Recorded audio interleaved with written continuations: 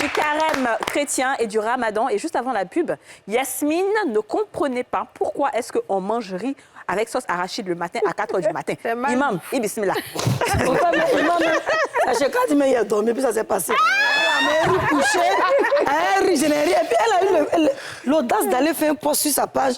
Riz couché à 2 à 4, je n'ai rien compris. Alors j'aimerais poser la question. Est-ce que j'ai mangé aujourd'hui? Bon, voilà. Tu as vu, je suis entourée de manger à 4 h du matin. Alors quel est ce jeune particulier qui nous permet de nous rassasier? Moi, si je mange à 4 h, il n'est pas me lever à 5 h pour faire la prière. Quelqu'un qui ne va pas manger toute la journée, il faut bien qu'il se remplisse le ventre. Non, à 18 h, tu te remplis. C'est pour mourir non, à 18 h, tu coupes, tu te remplis. Il va dire, attends, mais OK, on laisse en islam, le prophète dit, sallallahu alayhi wa sallam, tasaharu fa inna fi sahuri baraka. Il nous dit à 4 h du matin, il faut manger quelque chose pour pouvoir tenir pendant toute la journée. Parce que le jeûne est venu seulement pour nous éduquer de façon spirituelle, de façon bien précise. Et ce n'est pas un mois de châtiment, en fait. Donc, l'islam n'est pas venu avec le mois de Ramadan pour châtier quelqu'un, pour fatiguer quelqu'un, mais c'est pour permettre quelqu'un à atteindre une accession spirituelle. Est-ce que tu vois? Donc, pour t'aider à mieux jeûner, on te dit qu'il faut manger à 4 h du matin, prendre de force pour pouvoir... Maintenant, la nourriture que tu prends, cela dépend de toi. Le prophète, sallallahu alayhi wa sallam, lui prenait que des dattes et puis de l'eau. Il y a d'autres même ils boivent de l'eau et puis se couchent. Il y a d'autres même un pain, il y a d'autres un croissant, ça va. Mais il y a d'autres là. Mais il n'y a pas de nourriture dessinée que tu dois manger ou tu ne dois pas manger. Peut-être c'est le nutritionniste qui peut nous dire maintenant ce qui est adapté, ce qui n'est pas adapté. Mais justement, c'est quoi vos habitudes? Maintenant que quand vous jeûnez la journée, vous ne mangez pas. Donc comment vous faites pour justement maintenir le corps dans un bon, on va dire, dans un bon rythme, sans forcément, parce qu'il y en a, quand ils font le jeûne, là, la nuit, là, vont manger jusqu'à la personne grossit dans le jeûne, là, on ne comprend pas. Donc c'est quoi?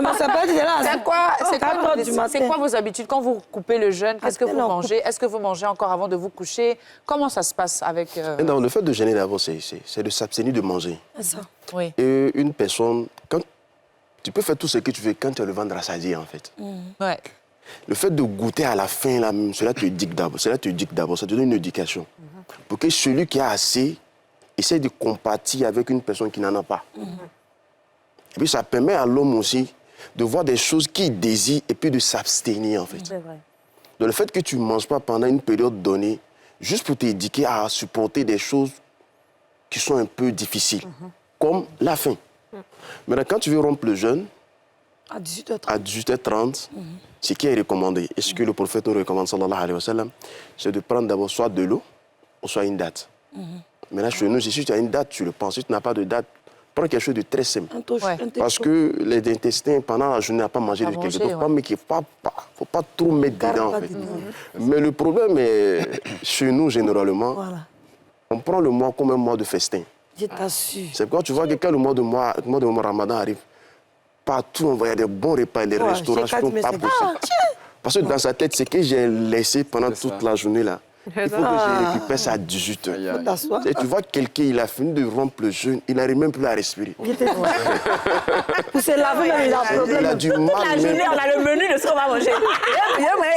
Il va manger sur ton foufou. Les tables même, quand tu vois dans les snaps des gens, c'est des tables de festin, c'est plusieurs nourritures, tout ça. Le côté spirituel, là, a été enlevé un peu, c'est en train de partir pas à pas. Ouais. Quand tu finis, même quand tu vas à la prière, dès qu'il va en génuflexion, Bakala veut sortir.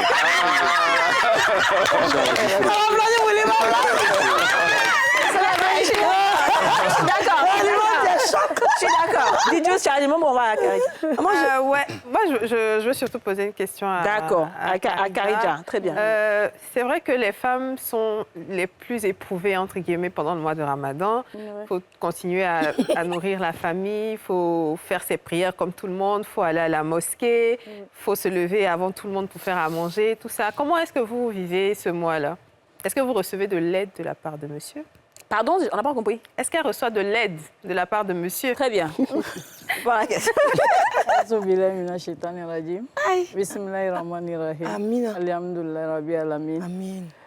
C'est une très bonne question. Très bien.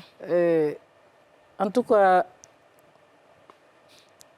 pas assez. Je dirais pas assez. Sinon, les hommes sont préoccupés à autre chose. À quoi? À la prière. à l'éducation des enfants, les tout petits.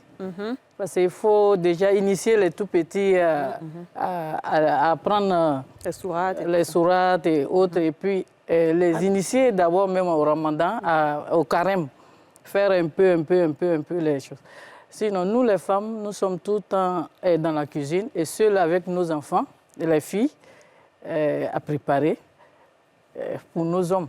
Et c'est ce qui est beaucoup méritant.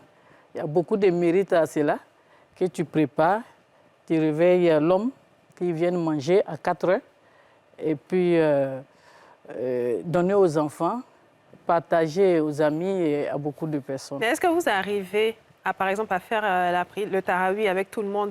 Si on a fini, si on doit faire à manger pour le soir, par exemple, pour la rupture, est-ce qu'on a finalement le temps de finir de faire le repas, de se préparer, d'aller à la mosquée avec tout le monde? Il faut rappeler que le tarawih, c'est la longue prière. Oui, la longue prière, tout est une programmation. Une programmation, déjà à 16h ou 15h30, tu commences à travailler. Tu finis juste peut-être jusqu'à 17h, puis on doit rompre à 18h30. Donc déjà, 17h, 17h30, je me dis que déjà le maximum est déjà fait. Et je me prépare à la rupture. Après la rupture, je m'habille pour aller à la mosquée. D'accord. Une question qui